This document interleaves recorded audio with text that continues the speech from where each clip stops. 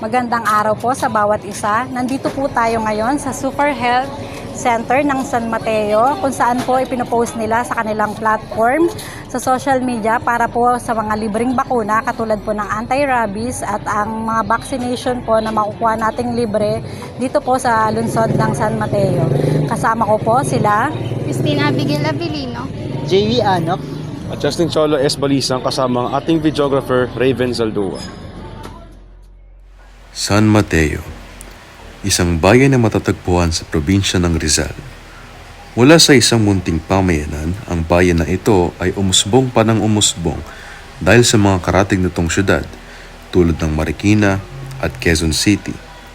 Isa sa mga mahalagang pagbabago para sa bayan ay ang pagkakaroon ng akses sa makabagong teknolohiya, partikular sa larangan ng medisina. Ito yung mahalagang parte ng libreng pagamutan na programa dito sa bayan ng San Mateo, Rizal. At sa dokumentaryong ito, ating malalaman ang mga saloobin at suhestyon ng mga ilang mamamayan ng bayan ukol sa paksa, tungkol sa teknolohiya at ang mga tulong nito sa aspetong pangkalusugan.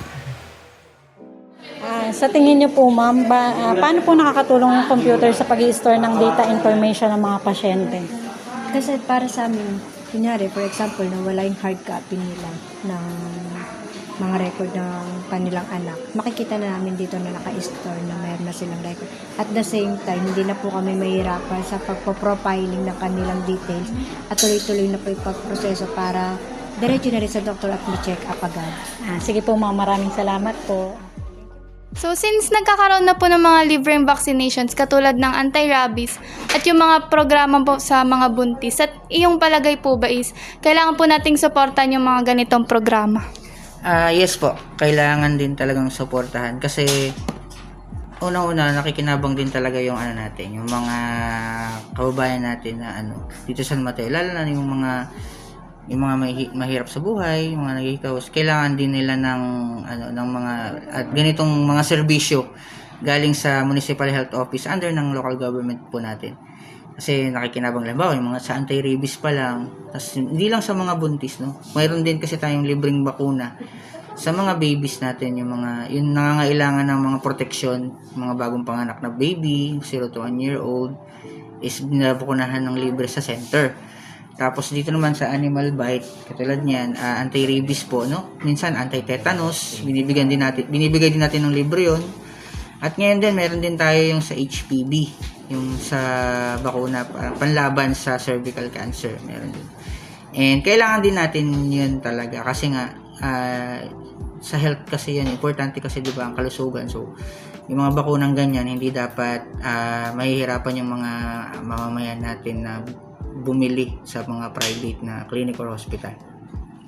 Sa tingin niyo po yung nakakatulong po ba yung technology sa paggawa ng mga ganitong klaseng vaccines po? Opo.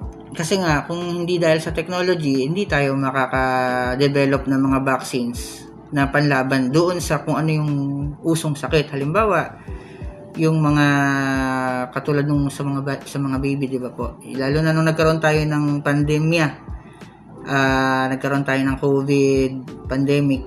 Kung hindi dahil sa technology, hindi tayo makaka-develop ng vaccines panlaban sa COVID. So, dahil nagkaroon tayo ng vaccines, malaki yung tulong ng technology dun sa COVID vaccine, sa pag-develop ng vaccine, kaya naitigil yung pandemic na yun at na lampasan natin. Kasi kung walang bakuna, baka mas lalo tayong kumalat at mas marami ding namatay. Yun lang po. Maraming salamat. Sige. Ate, bakit po kayo nandito sa Super Health Center? Para check up. Kasi may sakit yung ano ko. Ate, ano po yung gusto niyong makuhang libreng servisyo po dito sa Super Health? Yung katulad ng libreng check-up, libreng vaccine, saka yung mga libreng gamot. Wala na kaming babayaran kasi libre naman nga dito sa gobyerno. Kaya kami nandito. Okay po, ate. Salamat. At ngayon ay natapos na natin ang paghingi ng mga suhestyon at opinion sa iba't ibang mga tao dito sa Super Health sa bayan ng San Mateo, Rizal. Nalaman natin ang epekto at tulong na nadudulot ng teknolohiya sa pang-araw-araw na buhay ng mga tao, partikular sa industriya ng medisina. Ngayon naman ay ating tatalakayin at maririnig ang mga refleksyon ng bawat isang miyembro sa aming grupo pagkatapos isagawa ang dokumentaryong ito. Ako po si Gerfal Andorin, ang aking pong refleksyon bilang mamayan ng San Mateo. Maganda po itong ginagawa para sa lahat ng mamayan ng San Mateo dahil ito po ay accessible na para sa lahat, libre at wala na po silang ilalabas na pera. Dahil po nakakakuha na sila ng libreng serbisyo katulad ng vaccination ng anti-rabies at gayon din yung katulad ng anti-cervical cancer injection na which is kung ipoprovide ito at kukuhain sa mga private hospital ay malaking gastusin para sa isang simpleng mamamayan. Dahil sa kakulangan natin sa pinansyal, ito po ay malaking tulong na para makuha natin ito ng libre at walang bayad. Kaya para sa akin, ang mga gantong proyekto ng local government ng ating bayan, ng San Mateo, ay malaking tulong para sa mamayan at ang impact ng science and technology dito ay masasabi kong tagumpay. Yun lang po. Maraming salamat. So, good day everyone. I am Christina Abigail Avelino and this is my reflection. So, para sa akin, ang mga libreng bakuna or serbisyo na ibinibigay ng mga gobyerno ay napakalaking tulong para sa ating mamamayang Pilipino dahil libre ito at hindi na natin kailangan maglabas ng pera. Pero kinakailangan natin ng mahabang pasensya dahil minsan ay mahaba or matagal ang proseso bago natin makamit yung mga libreng service. At para sa akin din is dapat talaga ay nagbibigay ang gobyerno ng mga libreng medical health services dahil dito rin naman napupunta ang mga taxes ng mga mamamayan. At yun lang, maraming salamat. Good morning everyone, I'm JB Anok. Ngayon nalaman na po natin yung mga libreng serbisyo ng Super Health Center. Dahil sa mga tulad ng anti-rabies and anti-cervical cancer, dahil dito sa mga libreng serbisyo na ito, matutulungan at maginhawa ang mga tao sa San Mateo at upang mas marami pa silang matulungan na kababayan nila. Good day everyone, my name is John Raven Garcia Saridoa and ito ang aking reflection sa isinagawa naming report ngayong araw tungkol sa STS or Science, Technology and Society or kung paano ba nakaka-impact yung teknolohiya dito sa health center or paggawa ng vaccine.